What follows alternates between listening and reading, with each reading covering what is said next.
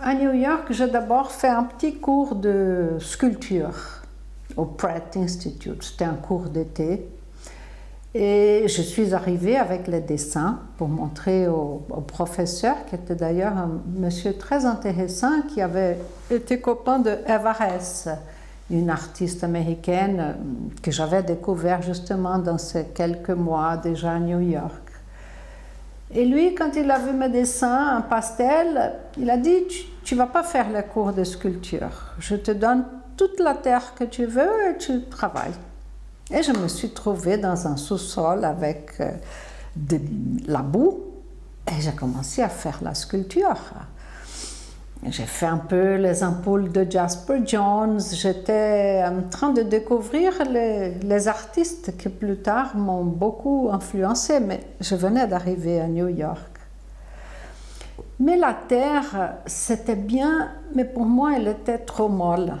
Parce qu'elle ne se tenait pas toute seule dans l'espace. Il fallait faire une structure. Et alors je dis, je veux travailler un matériau qui se tient tout seul dans l'espace, que je n'explique rien de tout, je n'ai pas besoin de traduire. Elle est là, elle va faire son chemin toute seule dans le monde. Et c'est comme ça que j'ai choisi le marbre. Parce que juste de mes derniers mois à Rio, j'avais fait la rencontre d'un artiste brésilien, Sergio Camargo. Et une œuvre, elle m'a complètement fascinée. Donc j'avais quand même son œuvre dans mon inconscient. Et j'ai eu l'occasion de voir à New York l'exposition de Louise Bourgeois au MoMA. C'était sa première grande exposition. Et je me suis dit, Camargo, Louise Bourgeois, elle est femme, donc je crois que je peux. Je pouvais tailler.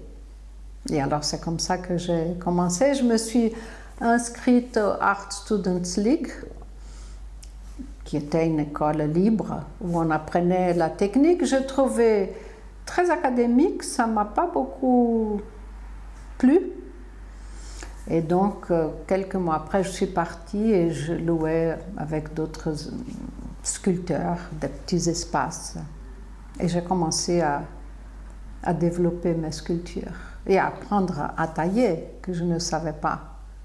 J'ai tout d'abord fait une œuvre avec une pierre qui était un peu beige, limestone.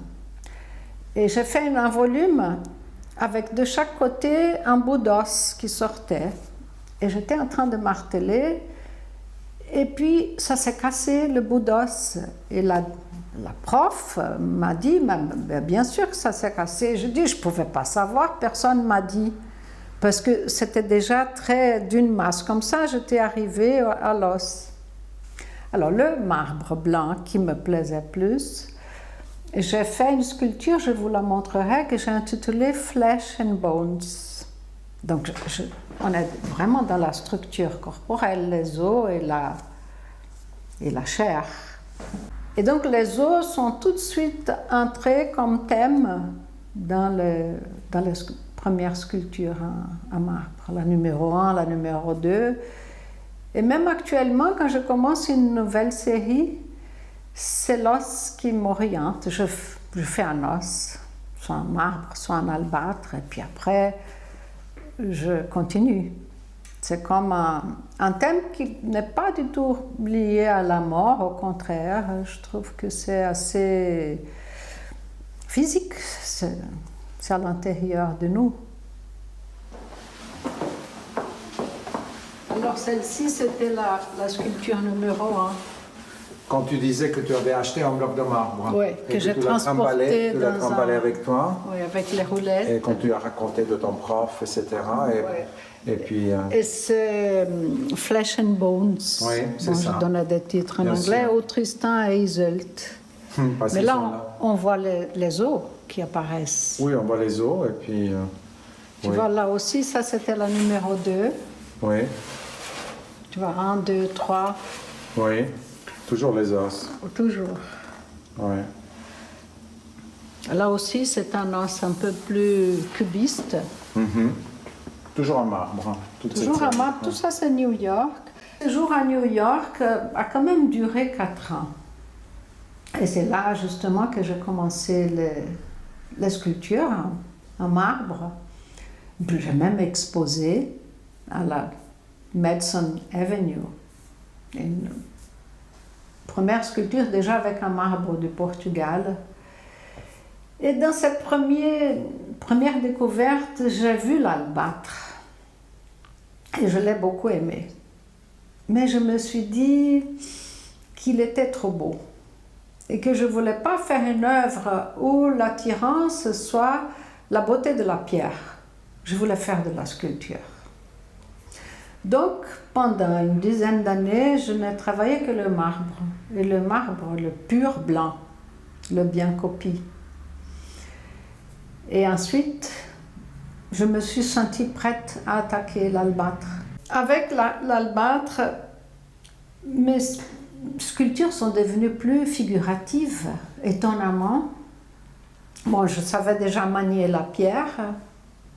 Le marbre était très abstrait, un petit peu organique, mais avec l'arrivée de l'albâtre viennent les chaussures, reviennent un peu les objets de la dernière œuvre conceptuelle que j'avais présentée à Rio. Ils reviennent, les ciseaux, les chaussures, les os, ils reviennent en force. Ils avaient enfin une pierre où apparaître. Le marbre et l'albâtre sont très différents parce que les blocs de marbre que je travaillais, ils étaient déjà débités.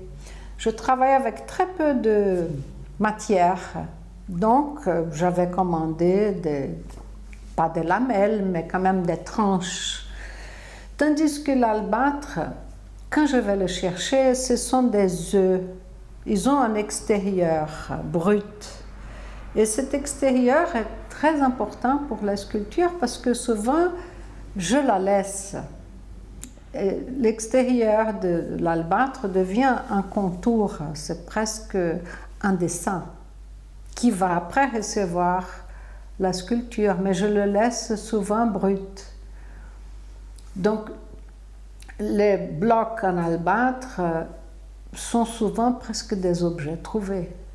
Et chacun a son profil, sa personnalité, sa couleur. Ça peut être des veines brunes, ça peut être des veines noires comme l'italien.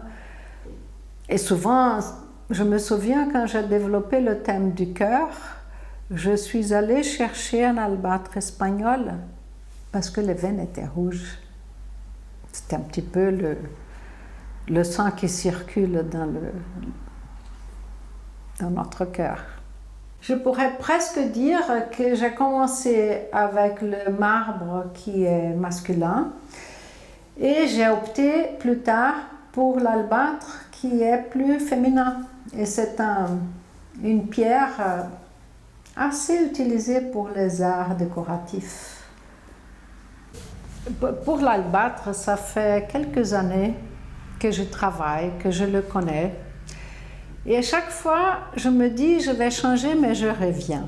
J'essaye d'autres pierres, comme l'albâtre égyptien, qui est autre chose, de la vallée des rois, des pierres brésiliennes. Mais l'albâtre, il a une profondeur qui vraiment m'impressionne. Il est translucide, mais en même temps, il est opaque. Il m'a appris à faire des photos, parce que c'est moi qui fais les photos de mes sculptures. Avec la lumière naturelle, il répond divinement bien. Alors pour le marbre, j'habitais déjà en Europe, je suis allée le chercher à Massa. Et c'était le marbre pur blanc sans veine. Quelques années après, quand je suis descendue pour l'albâtre, il m'a amenée à Volterra.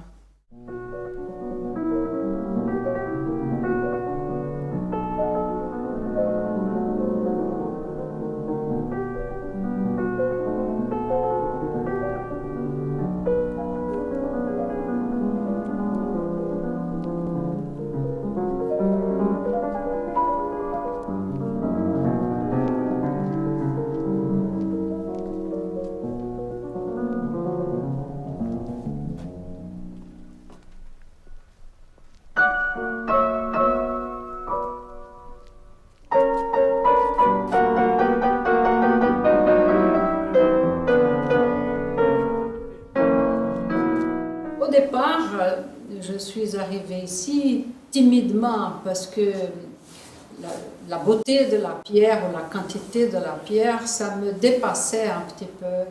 Et petit à petit, avec l'expérience et la collaboration, j'ai pris confiance et chaque séjour me permet de développer de nouvelles séries, des œuvres impensables et qui se réalisent effectivement ici grâce à tout l'équipement et à toute la pierre disponible. Ici, dans cet atelier, dans ce laboratoire, j'ai la chance d'avoir de l'aide des artisans qui travaillent l'albâtre depuis plusieurs décennies. Et donc, je sens que tout le travail est possible grâce à l'aide de ces artisans.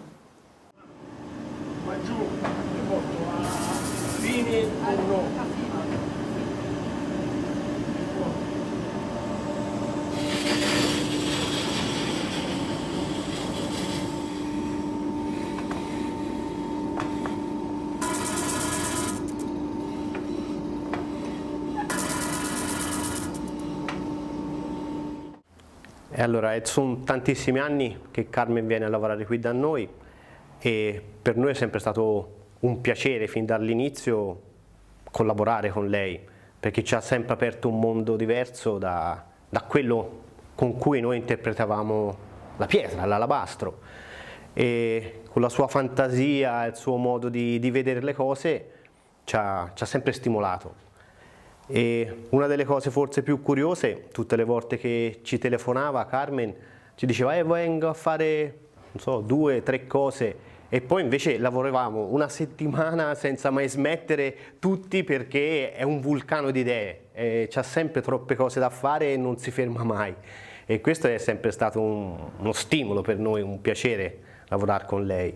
La cosa interessante è il suo modo di vedere l'arte, di comunicare con noi, la sua sensazione, i suoi ricordi, perché molto spesso abbiamo realizzato dei lavori per lei che erano sue cose veramente personali, veramente dei suoi ricordi di sua madre, o insomma cose veramente profonde. Per noi essere coinvolti in quei progetti sono sempre stati anche toccanti, perché ci mettevamo in una situazione, in un livello che per noi da artigiani o da persone che fanno oggetti normali, e per noi è stato veramente un altro approccio al lavoro, perché lavorare così profondamente in un pensiero o in un ricordo di una persona non è una cosa abituale, per questo per noi è stato veramente a volte anche provante, perché è un'altra dimensione del lavoro, è un'altra dimensione per noi.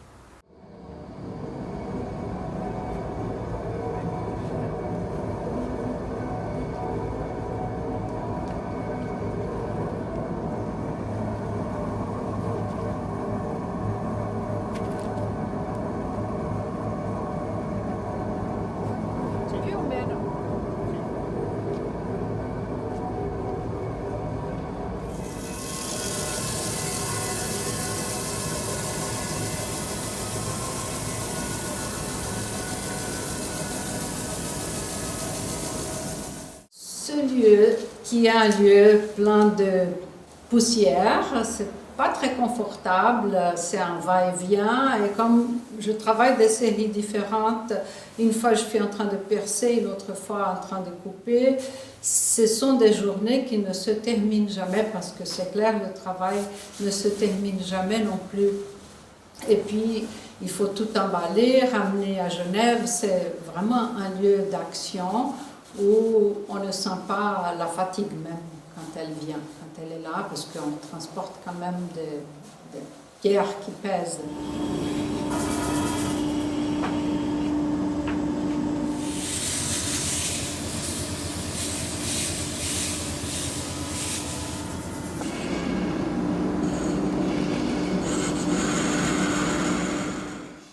Io sono tanto contento quando viene Carmen per farmi fare il lavoro, ma cosa vuol dire? Per me è un piacere, è un piacere perché sono contento e ora mi ci fa anche piangere.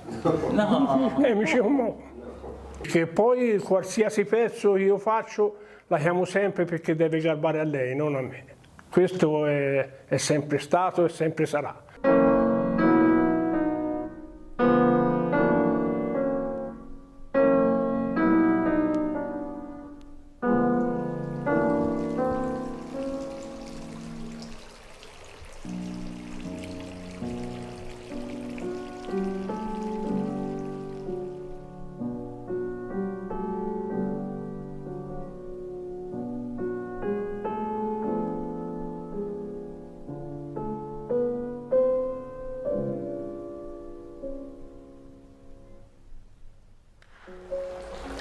Ce lieu à Volterra m'inspire beaucoup, ces différences de niveau, la petite chapelle de San Felice. Et quand on avait terminé l'installation, il y avait la pluie qui tombait un petit peu, les cloches qui sonnaient, de l'arc on voyait la mer et puis tout au fond on voyait la Corse. C'était vraiment un concours de circonstances, un ensemble qui quand même fonctionne bien pour mes sculptures. L'installation des objets flottants à fleur d'eau, elle est restée plus d'un mois. Et c'est un lieu ouvert au public. Tous les gens qui sont de passage étaient curieux. Qu'est-ce que c'est ça? Et puis ils voyaient que c'était de la pierre d'ici. Et c'était vraiment une installation pour moi des plus réussies. Ici, de ce point de vue à Volterra, on voit les collines qui sont un peu arides en ce moment. Au mois de mars, elles sont plus vertes. Et c'est un grand contraste par rapport à la construction minérale de la ville de Volterra, d'avoir cette étendue, ce vide, cette respiration. Et on a l'assurance qu'à la fin, il y a la mer qui nous attend. Donc, c'est que des belles perspectives qui m'inspirent. Je dirais que la Volterra, ce nom et cette ville, elle est entrée dans mon travail et dans mon cœur par hasard, parce que je suis venue chercher la pierre. Mais en même temps, ces lieux étrusques, ces antiquités, ces sculptures, ces urnes funéraires, tout ça, c'est dans mon travail. C'est dans l'inconscient du travail.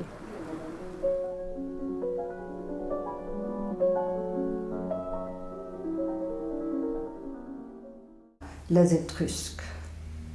Et donc, il y a tout un chapitre de dialogue de Mésalbâtre avec l'Antiquité. Tout en étant un travail contemporain, il y a cette attirance pour l'Antiquité que je vois quand j'y suis. Les Étrusques, j'aime... Bon, il y a les urnes funéraires, mais ils ont quand même des objets très étranges. Des jarres avec deux têtes, une ici, une là, qui reprend un petit peu ma série de recto verso, qui sont des sculptures frontales, mais quand même avec deux objets. Et ça me ramène quelque part aux ex-voto brésiliens qui étaient là tout au départ, à l'origine de mon travail conceptuel.